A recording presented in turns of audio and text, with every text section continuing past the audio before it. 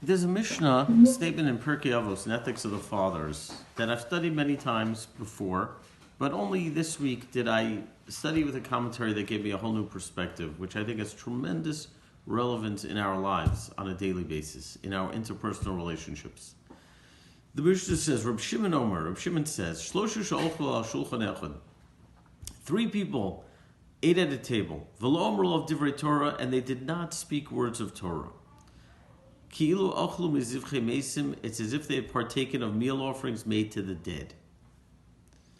And conversely, 3 that ate on one table and they did speak Torah, it's as if they ate from the table of God.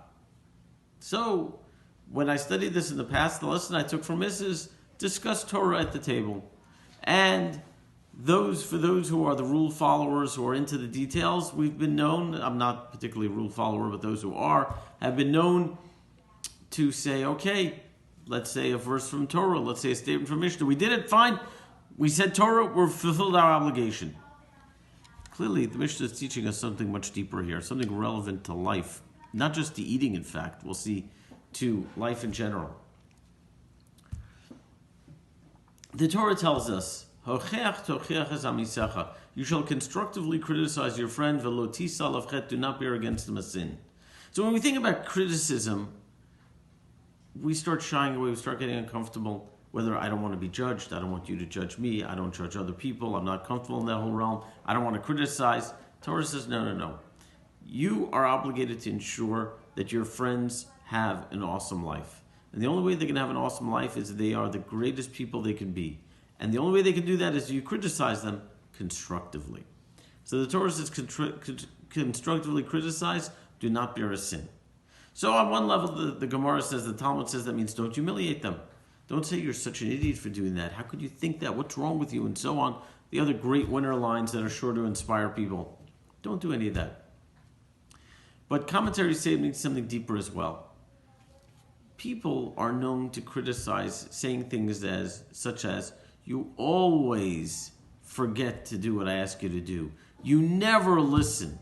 You always mess up on tests. You never prepare properly, and so on. And the natural reaction is, well, if that's who I am, first of all, as soon as I hear the words like always and never directed at me, I immediately stop listening. And the thought process is, if that's who I am, what do you want from me? Just accept me for who I am. I'm not going to change. And the Torah says, therefore, don't criticize that way. Lo tisa alav sikhet, which literally translates as, don't raise above him the sin. Don't deify the sin. Don't make the sin something so focused on, as this is the end-all be-all, is that you messed up. On the contrary, get the person in touch with their sensitivity, with their creativity, with their intelligence, with their capabilities, with their talents, with their accomplishments, and so on. And I noticed that you did this that doesn't fit in with that. Don't use the word but, rather, however, none of those words. And I noticed that you did this, and it doesn't seem to fit in. Criticize the action, not the person. So when you do that, you've not made a focus of the sin, you've made a focus of the person. How great and how wonderful and how accomplished the person is. And you know what? This aberration here doesn't fit in with who you are, and not only that, you don't want it to be here. I don't want that aberration, that mess up, that thoughtless act or statement, whatever it is. And you know what? I don't want that there, so I'm just going to get rid of it. I'm not going to leave it there. And therefore, I'm going to make change. Constructively criticize your friend and don't bear a sin. Means don't raise the sin above the person. The way to help people grow is get them in touch with their greatness. Get them in touch with their potential, with their accomplishments, and so on. And that's how they grow. There was a great educator in the 20th century, Rabbi Shlomo Freifeld. He had a famous yeshiva called Shar Yoshev. And the story goes that in Shar Yoshev, there weren't very many rules there. It was a yeshiva with a lot of personal autonomy. But one young man had overstepped the bounds. I don't even know what he did, though I'm curious to know. He did something terribly wrong. And everyone knew that he was going to get expelled from the yeshiva for what he did. And the boy came in the next day defiant. Shoulders out, walking with confidence. I don't care what they say. They're not going to take me down. And he sat down to study, knowing it would be just a matter of minutes before he was called into Rabbi Freifeld's office. And there was this tension, palpable tension in the air. People are waiting. People are looking at him. They're waiting for the call from the dean of the Rosh Yeshiva's office. Finally, the call comes in, and everyone looks Ooh, what's going to happen now? And the student walked in defiant and confident. And everyone waited there to see what happens. Within minutes, he walked out, shoulders slumped, with tears in his eyes. Finally, one friend had the courage to walk over to him and say, what did the rabbi say? How did he break you like that? He said, when I walked in, the rabbi, with tears coming down his cheeks, said, I'm sorry I didn't inspire you to be bigger than that. Do you hear that? I'm sorry I wasn't able to inspire you to be bigger than that. That was it. In that moment, the boy got in touch with his inner greatness and how he had lost track of his inner greatness and did what he did. And he was broken in a positive way, not a negative way. He was motivated to grow from that. How does the Torah view each of us? The Talmud says something fascinating. The Gemara says that in order for a debate, a dispute, let's say there's a monetary dispute to be decided in a way that's binding, it has to be decided by Bet Din, by a court of 3 judges. Who are these 3 judges that can decide a court case? So we know in the United States there's a whole procedure. You have to be trained in the legal field. You have to be selected as a judge and so on, or voted in. The Gemara says 3 Jews that sit down and they pass a judgment on a case, their judgment is binding. They didn't go to law school. They're not rabbis. They made a decision. It's binding. The Gemara says it's impossible that you don't have at least one of them that is not well proficient in Torah. Really? Really? You don't have at least one proficient in Torah? Seemingly, we know a lot of people that are not so proficient in Torah, myself included. The Torah says, God says, that's not how I view you. I know that my Jews, my children, are Talmidei Chacham, my Torah scholars, are committed to Judaism, are knowledgeable in Judaism. And you know what happens when I hear that and God views me that way? I say, well, if God views me that way, I must not be that far away. Let me go study. And that's going to motivate me.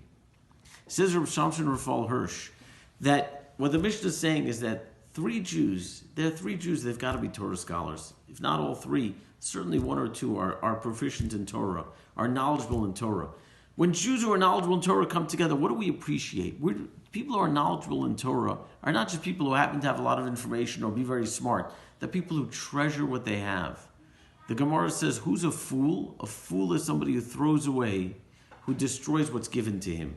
If we have the privilege of Torah knowledge, clearly we're going to treasure it and take care of it and hold on to it. So the Mishnah says 3 Jews get together. It can't be that they're not going to discuss Torah, because Torah is what's meaningful, what's good, what's uplifting, what's inspiring in life. Of course, we're going to talk about what's meaningful in life, about how to live life and how to do things properly, how to become better Jews. Of course we're going to. And if we don't, it's like we ate, as the Mishnah says, from the meals offerings made to the dead. In other words, there's no life in that. There's no life in that. But if I do, 3 of us sit together and we discuss Torah, then it's as if we eat at the table of God. In other words, the Mishnah is saying that Jews, Klal Yisrael, Bnei Yisrael, Jewish people who have an appreciation for Torah, an appreciation for wisdom, we're clearly going to discuss Torah. And if we don't, it's like we had this extreme experience of eating from meals prepared for the dead. Something an aberration, something way out, because Jews are knowledgeable in Torah. And when I hear that, you know what that does to me? That makes me want to become knowledgeable in Torah. So I have 3 steps of homework for you tonight. First of all, when you sit down to dinner, have a meaningful conversation. Have a conversation that's Torah-friendly. Have a conversation that's positive, that's inspiring, that leaves yourself and others at the table inspired, more knowledgeable in Torah, more learned in Jewish wisdom. That's step number 1.